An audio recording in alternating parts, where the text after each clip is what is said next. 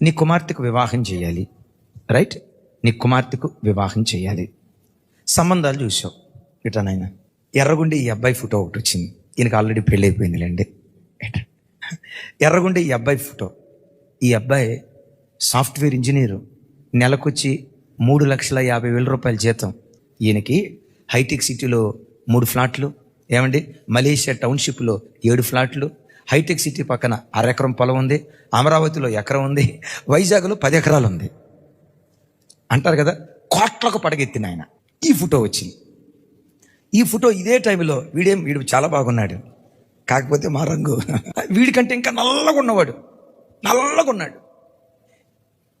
PG పూర్తయింది కానీ ఉద్యోగం లేదు, ఉద్యోగం కోసం తిరుగుతున్నాం.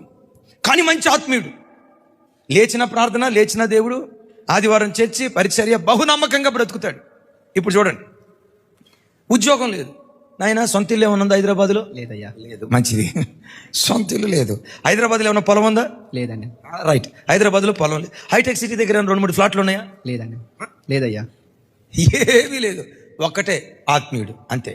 ఈ అబ్బాయి ఉన్నాడు చూసారా, ఉద్యోగానికి ఉద్యోగం ఉంది, ఆస్తికి ఆస్తి ఉంది, ఇన్కమ్ ఉంది, ఫ్లాట్లు ఉంది, అమరావతిలో ఉండే, వైజాగ్లో ఉండే. ఈ 2 ఆఫర్లు వచ్చినాయి. మీరు ప్రార్థన చేస్తారు. అసలు నేను అంటాను, అక్కడ ప్రార్థనే చేయరు. మొట్టమొదటి ఏం చేస్తారు? దేనికి అవకాశం ఇస్తారు? మా తల్లి ఇంకేముంది, అబ్బాయి చూస్తే బంగారం లాగా ఉన్నాడు, ఇంత ఉంది, సో ఈ అబ్బాయికే ఇచ్చి, దీనికి ప్రార్థనే ఉండదు. ఒకవేళ ఎవరైనా భక్తి కలిగిన వాళ్ళు ప్రార్థన చేస్తే ఆ ప్రార్థనలో ఈ నల్లట బంగారాన్ని చూపించాడు, ఏమీ లేని ఈ అబ్బాయిని చూపించాడు. వెంటనే మీరు ఏమనుకుంటారో తెలుసా? తూచి, ఇది దేవుని చిత్తం కాదు. దేవుడు వచ్చి, భక్తా, ఈ బిడ్డనే తీసుకొని నీతో మాట్లాడుతున్న, కలలో నుంచి తుల్లిపడి లేచి సాతాను తన స్వరం వినిపించినట్టున్నాడు కదా.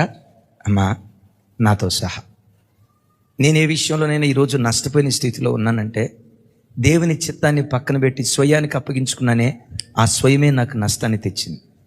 దేవుని చిత్తానికి తల వంచిన ప్రతిసారి ఆ చిత్తం చేసేటప్పుడు చేదుగా ఉందేమో, కానీ భవిష్యత్తులో ఆ చేదు మాధుర్యంగా దేవుడు మారుస్తూ వచ్చాడు.